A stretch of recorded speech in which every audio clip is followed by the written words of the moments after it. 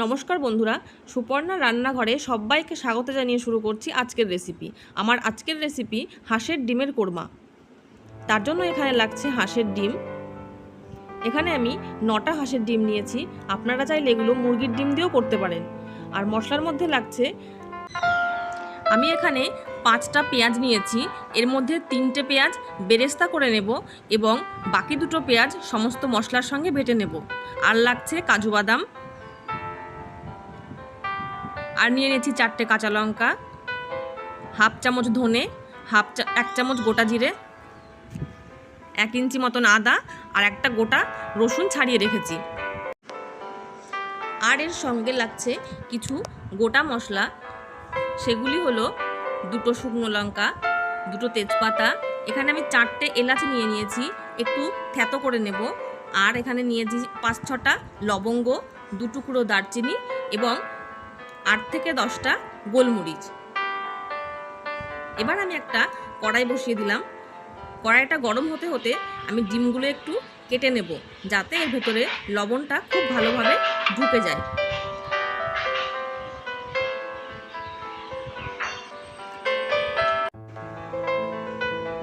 আমার কড়াইটা গরম হয়ে গেছে। এবার আমি এতে দিয়ে দেব 4 চামচ পরিমাণে ঘি। কোরমা সবসময় ঘি দিয়ে রান্না করলে কোরমার স্বাদ খুব ভালো আসে।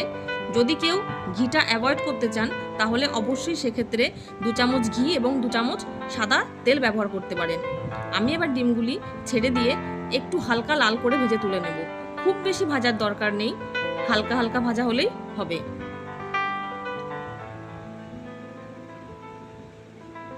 আমার ডিমগুলো এখানে ভাজা হয়ে গেছে। এবার আমি ডিমগুলো তুলে নেব।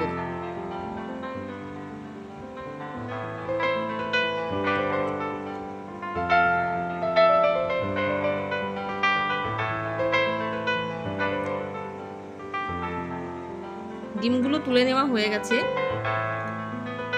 এবার আমি ওই ঘিয়ের মধ্যে দিয়ে দেব পেঁয়াজ। কুচনো পেঁয়াজটা আমি এখানে ভেজে নিচ্ছি বেরেস্তার জন্য।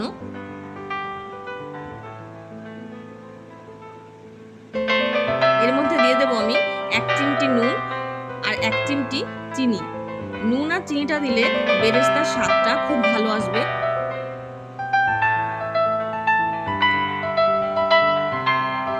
বেরেস্তাটা আমার এখানে ভাজা হয়ে এসেছে। এবার আমি একটা প্লেটের মধ্যে তুলে কিছুক্ষণ ছড়িয়ে রাখবো।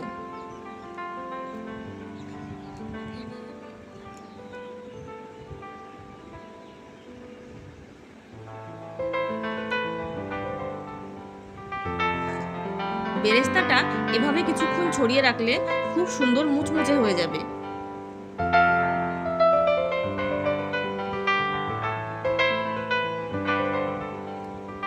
এবার এই ঘিয়ের মধ্যেই আমি দিয়ে দিচ্ছি ফোড়নের সব মশলাগুলো।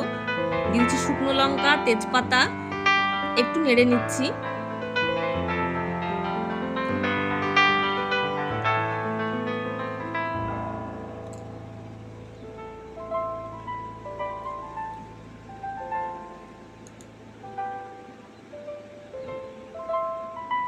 দিয়ে দিচ্ছি লবঙ্গ, দারচিনি, গোলমরিচ, এলাচ,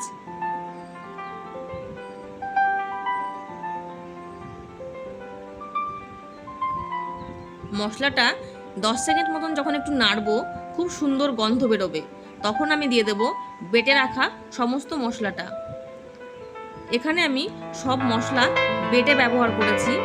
যদি এখানে কোরমাতে বেটে মশলাটা ব্যবহার করা হয় তাহলে গ্রেভিটা খুব স্মুথ হবে, না হলে গুঁড়ো মশলা যদি এখানে ব্যবহার করা হয় তাহলে কিন্তু গ্রেভিটা একদমই খসখসে হয়ে যাবে, একদমই খেতে ভালো লাগবে না।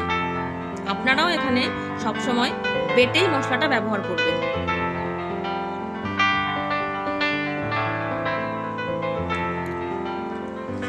মশলার বাটিটা ধুয়ে একটু জল দিয়ে দিচ্ছি।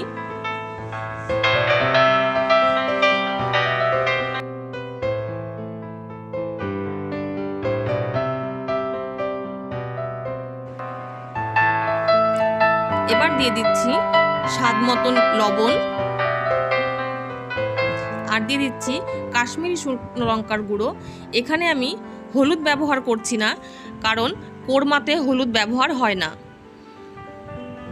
মশলাটা ভালো করে কষিয়ে নেব।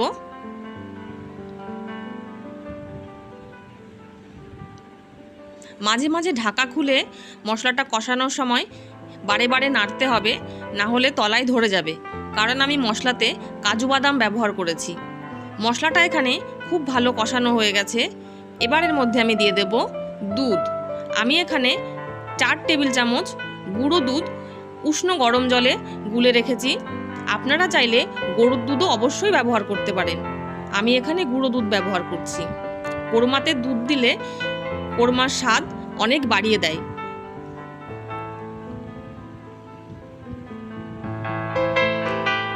সমস্ত দুধটা আমার দেওয়া হয়ে গেছে। আমি এবার দুধের সঙ্গে মশলাটা ভালো করে মিলিয়ে নিচ্ছি।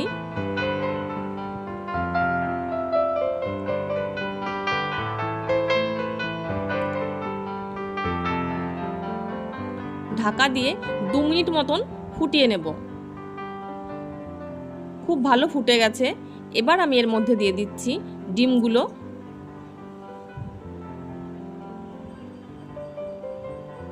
ডিমগুলো দেওয়া হয়ে গেছে।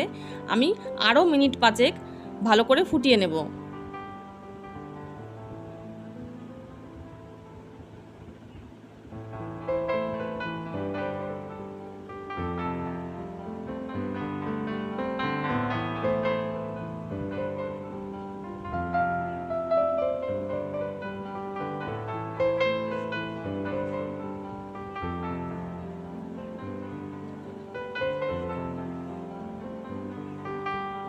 এবার ঢাকাটা খুলে দেখে নিচ্ছি। ডিমের কোরমাটা আমার এখানে তৈরি হয়ে গেছে। এবার এর মধ্যে আমি দিয়ে দিচ্ছি 2 চামচ মতন ঘি, আর দিয়ে দেব ভেজে রাখা বেরেস্তাটা।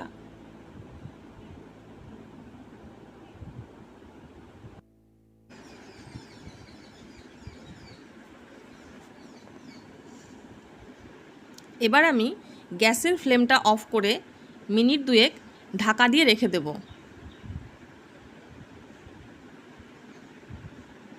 এবার ঢাকাটা আমি খুলে কোরমাটা একটা প্লেটে নামিয়ে নিচ্ছি। রেসিপিটি আপনাদের কেমন লাগলো অবশ্যই তা কমেন্টে জানাবেন এবং ভিডিওটিকে লাইক ও চ্যানেলটিকে সাবস্ক্রাইব করার অনুরোধ রইল।